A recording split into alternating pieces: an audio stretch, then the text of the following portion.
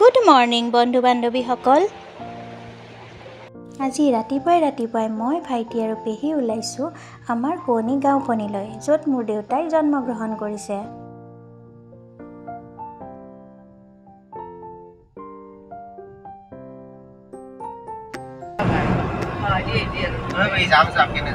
এয়া শৰাইঘাট দলং পাই গ'লোঁ।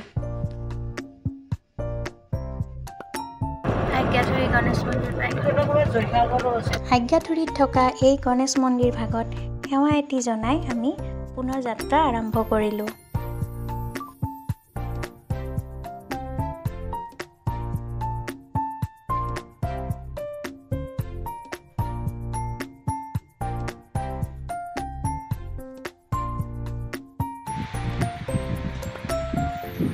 এয়া আমি মুকালমুৱা পাই গ'লোঁ।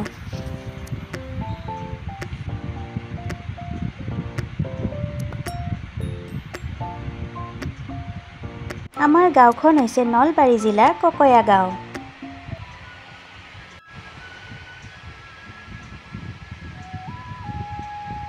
গাঁৱলৈ আহি বহুত বেছি ভাল লাগে, কেৱল সেউজীয়াই সেউজীয়া, চাৰিওপিনে সেউজীয়া। গাঁৱৰ ৰাস্তা ঘাট আলি পদূলি আগতকৈ বহুত বেছি উন্নত হ'ল আৰু বহুত বেছি চাফ চিকুণতা গাঁওখনত। সেইকাৰণেই চাগে গাঁওখনে আদৰ্শ গাঁও হিচাপে স্বীকৃতি লাভ কৰিছে।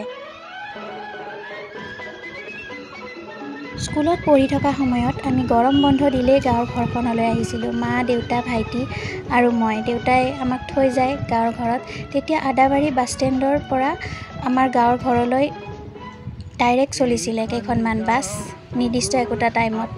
গণেশ বাবা আছিলে, ভাগ্য বাছ আছিলে, বাবা বিশ্বদেৱ আছিলে, এনেকৈ কেইখনমান বাছ চলিছিলে আৰু আমি আহিছিলোঁ। আমি আহিম বুলিয়ে পেহীহঁত ৰৈ থাকে, আইতা ককা ৰৈ থাকে। এতিয়া পেহীহঁতো বিয়া হ'ল, ককাও ঢুকালে, এতিয়া সেই আগৰ দিনবোৰ নাই আৰু। এয়া আমাৰ গাঁৱৰ ঘৰ পাই গ'লোঁ। আহিয়ে দেখিলোঁ খুৰাহঁতে, ভাইটিহঁতে, খুৰীহঁতে আম পাৰি আছে। এয়া আমাৰ ককাই ৰোৱা আম।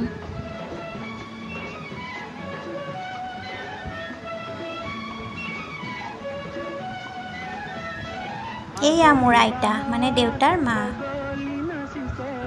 এয়া মোৰ খুৰীহঁতে আমি আহিম বুলি জানি ভাত পানীৰ যা যোগাৰ কৰি আছে। এইখন মোৰ আইতাৰ চৌকাখন। এয়া আমাৰ গাঁৱৰ বাৰী, পুখুৰী। সৰুতে যে ইমান ভাল লাগিছিলে এয়া পুখুৰী চাই।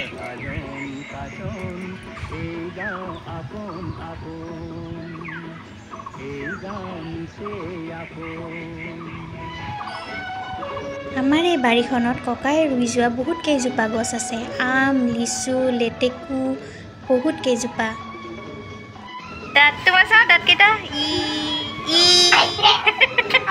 এয়া মোৰ খুৰা খুৰীহঁতৰ ল'ৰা ছোৱালী। এইজোপা মোৰ ককাই ৰুই থৈ যোৱা কাজি নেমুৰ গছ, ইমান যে লাগিছে।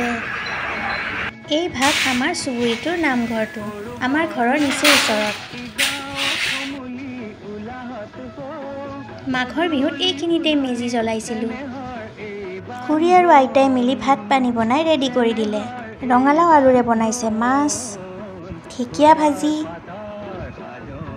ভাত কেৰেলা আৰু লেচেৰা ভাজি। এয়া জুইত বনাইছে লোকেল মুৰ্গীৰ মাংস, লগতে দালিও আছিলে। ধুনীয়াকৈ তৃপ্তিৰে খাই মেলি আমি ঘৰলৈ আহিবলৈ ওলালোঁ। খুৰীহঁতে ইমান ধুনীয়াকৈ আমাক ৰান্ধি বাঢ়ি খুৱালে, তাৰ বাবে বহুত ধন্যবাদ। সকলোকে বাই বাই জনাই গুৱাহাটী অভিমুখে ৰাওনা হ'লোঁ। মোৰ ভিডিঅ'টো চাই যদি ভাল লাগে লাইক আৰু কমেণ্ট কৰি দিব দেই।